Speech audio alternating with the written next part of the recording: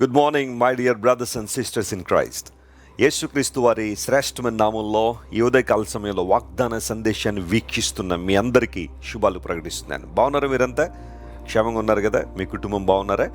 గత రాత్రి దేవుడు చక్కని విశ్రాంతిని మనకు అనుగ్రహించి ఈరోజు మరొక నూతనమైన రోజును మన జీవితంలో దేవుని బహుమానంగా ప్రభు మనకిచ్చారు.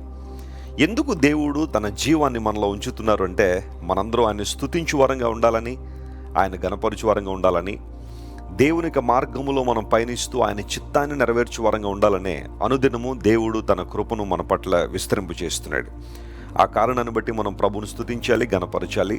ప్రాముఖ్యంగా మీరంతా కూడా దేవుని మార్గములో కొనసాగుతూ, ఆయన చిత్తంలో కొనసాగుతూ, ప్రార్థనలో ఎదుగుతూ, దేవుని కృపలో వర్ధిల్లాలని మీకోసం ప్రత్యేకంగా ప్రతిరోజు ప్రార్థిస్తున్నాము. మా కోసం కూడా మీరు ప్రార్థిస్తున్నందుకు మీ అందరికీ కృతజ్ఞతలు తెలియజేస్తున్నాం. అందించబడుతున్న వాగ్దాన సందేశాల ద్వారా మీలో చాలామంది ఆధ్యాత్మికంగా బలపడుతున్నారు. మిమ్మును బట్టి దేవునికి మహిమ కలుగును గాక. ఈరోజు వాగ్దానం కోసం కనిపెడుతున్నారు కదా, 103వ కీర్తన 11వ వచనాన్ని ఈరోజు ధ్యానాంశంగా మనం చదువుకుందాం. Shall we turn our Bibles to Psalm 103 and verse 11? భూమి కంటే ఆకాశము ఎంత ఉన్నతముగా ఉన్నదో, ఆయన యందు భయభక్తులు గలవారి ఎడల ఆయన కృప అంత అధికముగా ఉన్నది. చూడండి, కీర్తనకారుడు ఈ మాట రాస్తూ భూమి కంటే ఆకాశము ఎంత ఉన్నతంగా ఉన్నదో. ఎంత ఉన్నతంగా ఉంది? భూమి మనందరికీ తెలుసు, ఎందుకంటే భూమి మీద మనం ఉన్నాం కాబట్టి. ఆకాశం మనకు తెలుసు, ఎందుకంటే తలెత్తి పైకి చూస్తే ఆ విశాలం అంతా కూడా ఆకాశం అనుకుంటున్నాం కదా. ఆకాశపు అంచు ఎవరైనా చూసారా?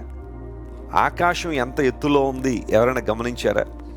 విమానాలు ఎగిరే ఎత్తు ఒకటి ఉంటుంది, ఆ తర్వాత రాకెట్లు స్పేస్లోకి వెళ్ళే ఎత్తు ఒకటి ఉంది, గ్రహాలని చేరుకోవడానికి వెళ్ళే ఎత్తు వేరు, లేదా ఈ యూనివర్స్లో ఎక్కడెక్కడ ఏ గ్రహాలు ఉన్నాయి, ఏ స్థాయిలో ఉన్నాయో తెలుసుకోవడానికి శాస్త్రవేత్తలు ఉపయోగించే పరికరం ఒకటి ఉంటుంది, దాన్ని టెలిస్కోప్ అంటారు. ప్రాముఖ్యంగా 1609వ సంవత్సరంలో ఇటాలియన్ ఫిజిసిస్ట్ గెలీలియో గెలీలై అనబడే వ్యక్తి వెనిస్ అనే నగరంలో ఒక టెలిస్కోప్ను కనిపెట్టి ప్రయోగాత్మకంగా ప్రపంచాన్ని పరిచయం చేశాడు.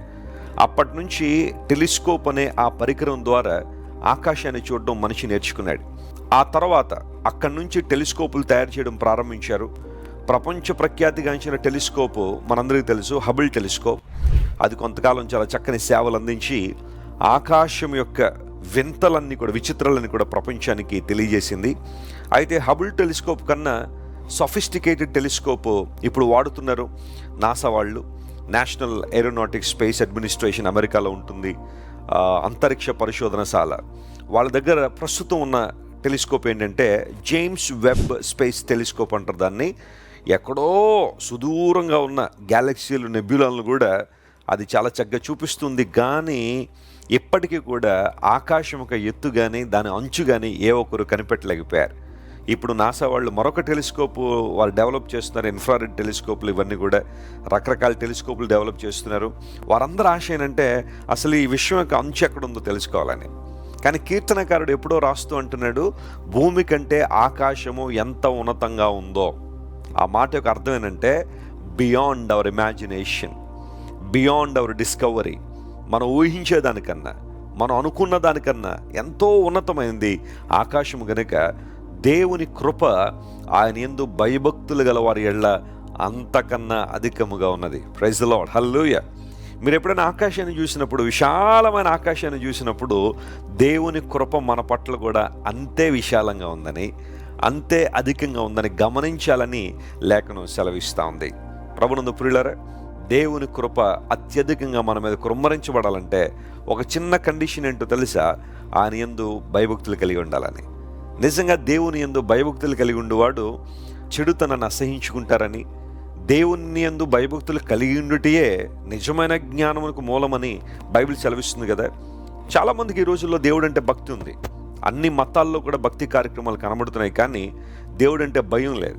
దేవుని యందు నిజమైన భయభక్తులు లేనందువల్లనే మనిషి విచ్చలవిడిగా పాపాన్ని చేస్తున్నాడు. అయితే దేవునికి మన జీవితాలు సంపూర్ణంగా సమర్పించి మారు మనసు రక్షణ పొంది ఆయన కృపలో వర్ధిల్లుతున్నప్పుడు ఆయన కృపను విశాలమైన రీతిలో మనం అనుభవించగలం. దేవుని కృప మన పట్ల చాలా అధికంగా ఉంది. లేఖనాలు జాగ్రత్తగా మనం పరిశీలన చేస్తే యోబు గ్రంథం 42:10 దేవుడు అధికముగా ఆశీర్వాదాన్ని దయచేవాడనే మాట ఉంటుంది. యోబు తన యొక్క యథార్థతను పోగొట్టుకోలేదు. అన్నీ వదిలిపోయినాయి యోబుని, కానీ యథార్థత విడిచిపెట్టలేదు. ఆ కారణాన్ని బట్టి దేవుడు 2 అధికముగా ఆశీర్వదించాడని లేఖనాల్లో మనం చూస్తున్నాం. ఆ తర్వాత కీర్తన గ్రంథం 4వ కీర్తన 7వ వచనం మనం చదివితే, అధికమైన సంతోషము నా హృదయంలో పుట్టించావన్నాడు కీర్తనకారుడు. అంటే లోకంలో ఎవ్వరికీ లేని సంతోషాన్ని దేవుడు మనకిచ్చాడని. ఆ తర్వాత 105వ కీర్తన 24వ వచనం మనం చదివితే, అక్కడ దేవుడు అధికమైన బలమును తన ప్రజలకు ఇస్తాడని.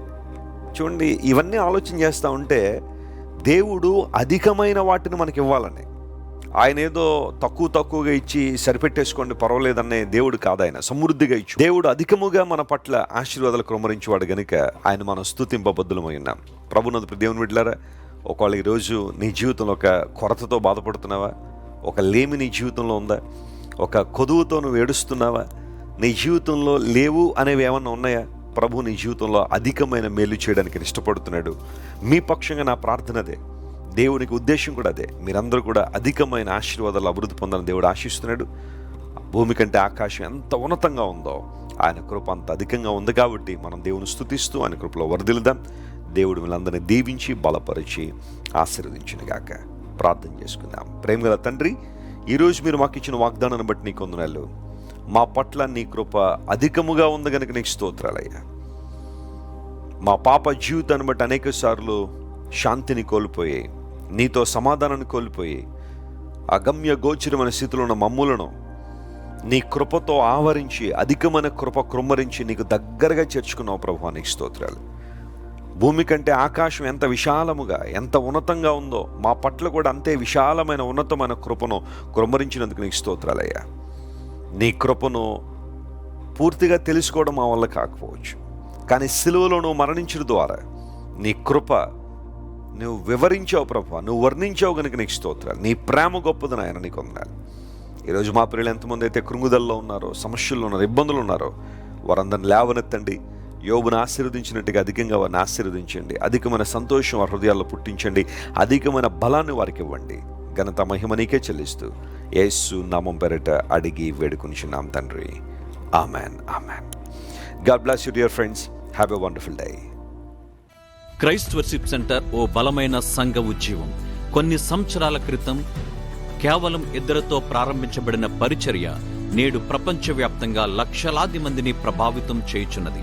రాజమండ్రి, సికింద్రాబాద్, బెంగళూరు, నెల్లూరు, దుబాయ్, బెహ్రైన్, కరీంనగర్, విశాఖపట్నం, గద్వాల్, కొవ్వూరు, మలకపల్లి, శ్రీలంక, భూటాన్, అడ్డతీగల, పాలమూరు, ఒంగోలు, బళ్ళారి, కోరుకొండ, పోతవరం, నల్లజర్ల, వెంకటరామయ్యగూడెం, మచిలీపట్నం, ఇందిరానగర్లతో పాటు అనేక గ్రామాల్లో క్రైస్ట్ వర్షిప్ సెంటర్ ఆరాధనలు జరుగుచున్నవి. వాక్య సంబంధమైన ఉద్యమంలో, పరిశుద్ధాత్మ సంరక్షణలో కొనసాగాలనుకునే ప్రతి ఒక్కరికి మా ప్రేమపూర్వక ఆహ్వానాన్ని అందిస్తున్నాము. రండి, ఆత్మతో సత్యముతో ప్రభువైన యేసు క్రీస్తును ఆరాధిద్దాం. మీరు ఇంతవరకు విన్న దైవ సందేశం మరియు దేవుని సేవకులు చేసిన ప్రార్థన మీకు ఆశీర్వాదకరముగా ఉన్నదని విశ్వసించుచున్నాము. ఈ సందేశాన్ని మీ స్నేహితులకు, బంధువులకు షేర్ చేయండి. మీకు ఏదైనా ప్రార్థన అవసరత ఉన్నచో మా ఫోన్ నంబర్లకు కాల్ చేయండి. దేవుడు మిమ్మల్ని ప్రేరేపిస్తే విశ్వాసంతో సాగుచున్న ఈ పరిచర్యను ప్రోత్సహించండి. మరిన్ని వర్తమానాలు, పాటలు వినుటకు జాన్ వెస్లీ మినిస్ట్రీస్ అను మా యూట్యూబ్ ఛానల్ను సబ్స్క్రైబ్ చేసుకొనండి. ప్రభువైన యేసుక్రీస్తు కృప మీకు తోడైండును గాక.